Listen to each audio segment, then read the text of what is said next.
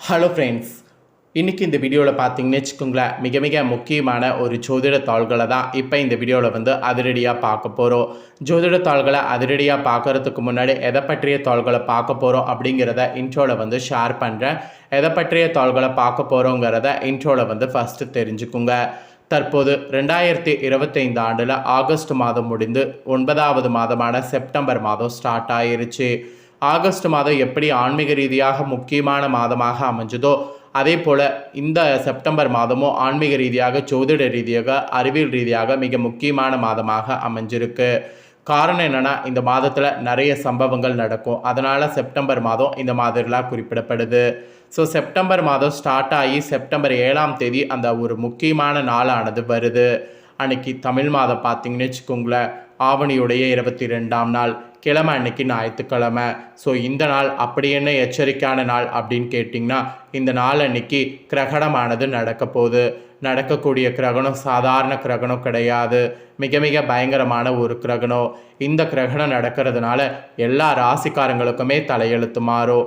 அப்படி மாறக்கூடிய தலையெழுத்தை அந்தந்த ராசிக்காரங்க தெரிஞ்சு பலனடையணுங்கிறதுனால ஒவ்வொரு ராசிக்கும் கிரகண பலனாக என்னங்கிறத ஷேர் பண்ணிகிட்டே வரேன்.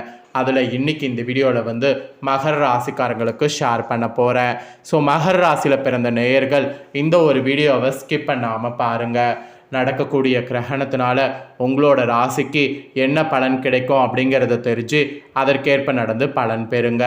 ஸோ உங்களுக்கான பலனை தெரிஞ்சுக்கிறதுக்கு முன்னாடி நடக்கக்கூடிய கிரகணம் என்ன கிரகணம் அப்படிங்கிறத முதல்ல ஷேர் பண்ணுறேன். அதை முதல்ல தெரிஞ்சுக்குங்க.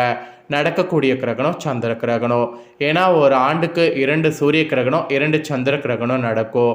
ஆல்ரெடி ஒரு சூரிய சந்திர கிரகணம் நடந்துருச்சு.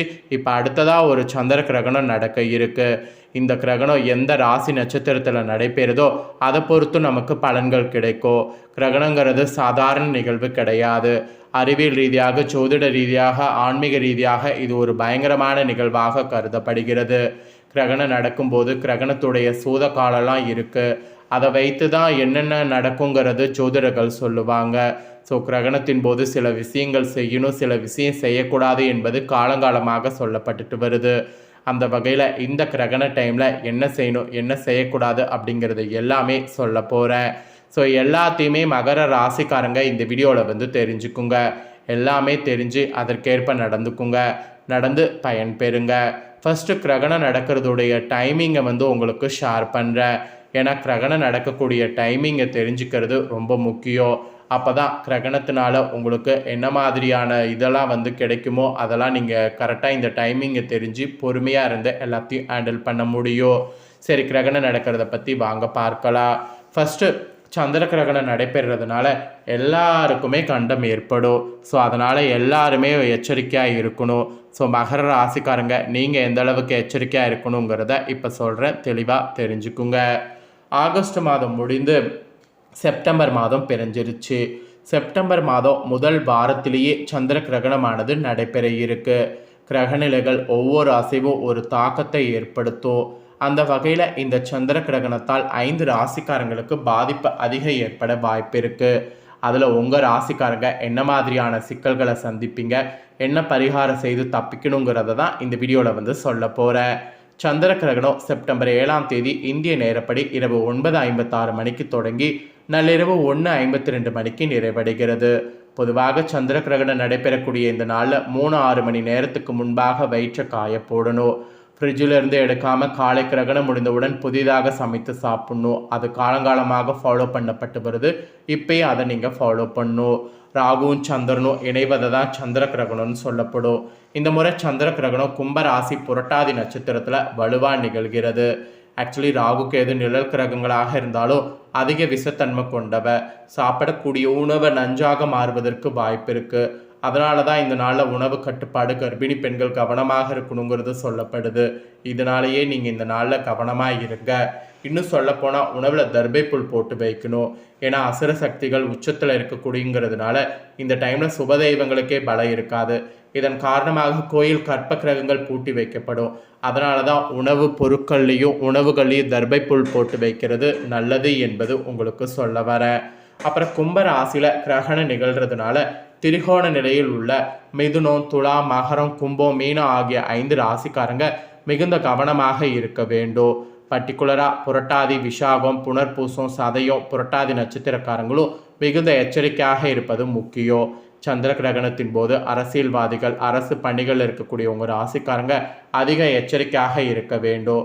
அமெரிக்கா மற்றும் ஐரோப்பியா ஒன்றிய நாடுகளில் தலைவர்களுக்கு கூட கண்டை ஏற்படும். அதனால் நீங்களும் கவனமாக இருக்கணும். பீகார், ஒடிசா, சத்தீஸ்கர் மாநிலங்களில் உச்ச தலைவர்களுக்கு பாதிப்புகள் வரலாம்.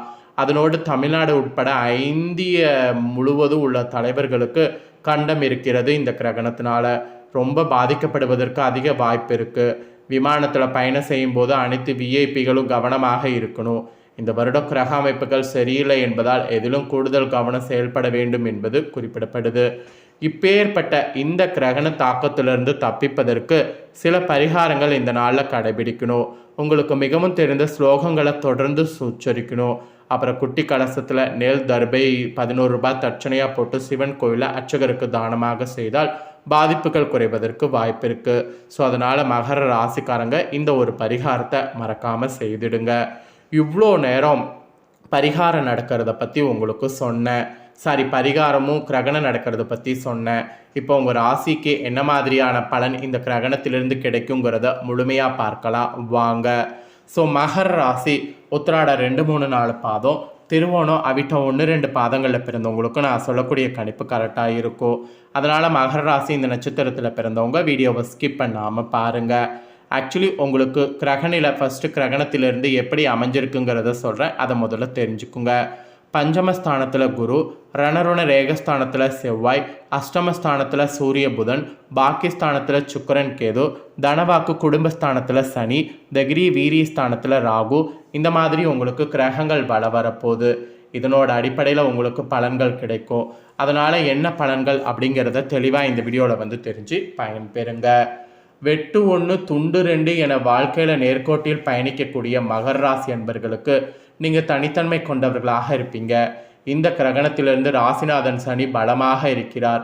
யோக பலனை அள்ளித்தரக்கூடிய சுக்கிரன் தொழில்ஸ்தானத்தில் இருப்பதால் பல வகையில் எதிர்பார்த்த உதவி கிடைக்கும். நீண்ட நாட்களாக இருந்து வந்த வேதனையும் சோதனையும் மாறும். உடல் ஆரோக்கியம் வலுப்பெறும். வாகனங்களில் செல்லும்போது கவனம் தேவை. அரசாங்க காரியங்களில் இருந்த தடை நீங்கும். புத்தி சாதுரியங்கிறது அதிகரிக்கும். அப்புறம் தொழில்ஸ்தானத்தில் சுக்கிரன் இருப்பதால் தொழில் வியாபாரத்தில் உயர்வுகள் உண்டாகும். பணியாளர்கள் மூலம் காரிய அனுகூலம் ஏற்படும். அனுபவபூர்வமான அறிவு கை கொடுக்கும். அப்புறம் உத்தியோகத்தில் இருப்பவங்க எளிதாக பணிகளை செய்து முடிப்பீங்க. செயல்திறன் அதிகரிக்கும். உங்களுக்கான வேலைகளை சரியான நேரத்தில் செய்து முடித்து பாராட்டுக்கள் கூட பெறுவீங்க. அப்புறம் குடும்பஸ்தானத்தில் சனி இருப்பதால் குடும்பத்தில் இருப்பவர்கள் ஏதாவது குறை சொல்லிபடியே இருப்பாங்க. வீட்டுக்கு தேவையான பொருட்கள் சேரும். கணவன் மனைவி ஒருவர் புரிந்து கொண்டு செயல்படுவது நன்மை தரும். பிள்ளைகள் எதிர்காலம் குறித்து தேவையான பணிகளில் கவனிக்கணும். பெண்களுக்கு புத்தி சாதுரியம் அதிகரிக்கும். பயணங்கள் போது கவனம் தேவை. வேலைக்கு செல்லக்கூடிய பெண்கள் உங்கள் பொருட்களை பத்திரமாக வைத்திருப்பது நல்லது. அப்புறம் கலைத்துறையை சேர்ந்தவர்களுக்கு திடீர் கோபங்கள் உண்டாகலாம். நிதானமாக இருப்பது நல்லது.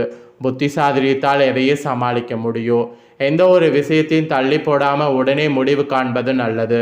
தெளிவான சிந்தனை தோன்றும். எந்த காரியத்தையும் செய்யறதுக்கு முன் ஆலோசனை செய்து அதில் ஈடுபட்டிங்கன்னா வெற்றியானது காண முடியும்.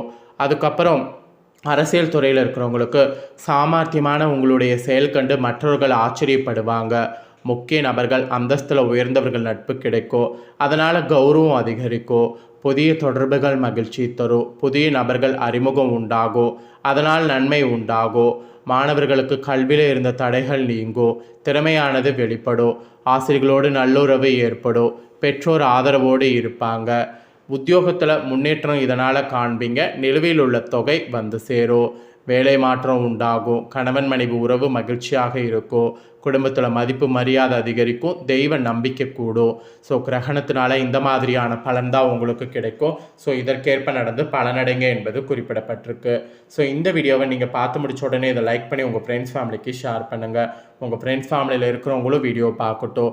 அவங்களும் மகர ராசிக்காரங்களாக இருந்தாங்கன்னா இந்த தாள்களை தெரிஞ்சு இதற்கேற்ப நடந்து பலனடையட்டும்.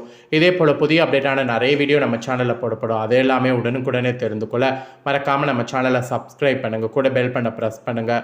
ஃபஸ்ட் டைம் பார்க்குறவங்க அதை நீங்கள் பண்ணிட்டீங்கன்னா இனி நான் போகிற மற்ற அப்டேட்டான வீடியோ உடனுக்குடனே தெரிந்து கொள்ளலாம். ஸோ மறக்காமல் பண்ணுங்கள். சுவாரஸ்யமாக வேறொரு வீடியோவில் உங்களை சந்திக்கிறேன். நன்றி.